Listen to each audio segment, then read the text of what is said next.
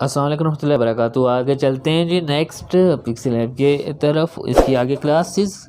اچھا، اس کے اندر اب ہم نے یہ پڑھ لیا تھا، اب اس کے یہ سارے آپشن ہم نے کلیئر کر لیے ہیں، پڑھ لیے ہیں۔ نیکسٹ چلتے ہیں آخری جو اس کا آپشن آئیکن ہے اس کے اوپر کہ آپ روٹیٹ کریں گے تو یہ اس طرح کا آ جائے گا، اس کو آپ دیکھ سکتے ہیں۔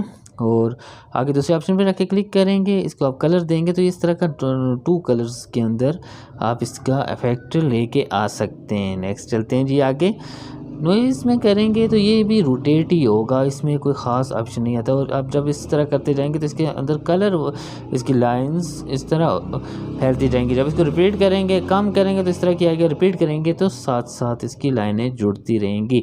نیکسٹ چلتے ہیں اسٹرپس کے اوپر، تو اس کو آپ اوپن کریں، اگر اس کو کم کرتے ہیں تو یہ دیکھیں عام بیک گراؤنڈ بن گیا۔ جب اس کے اوپر آپ کلک کریں گے تو اس کے اندر لائنز لگ چکی ہیں۔ نیکسٹ چلتے ہیں، اس کو آپ واضح کرنا چاہتے ہیں تو یہاں سے واضح کر دیں، یہاں سے اوکے کریں گے تو پھر وہی سیم چیز آ جائے گی۔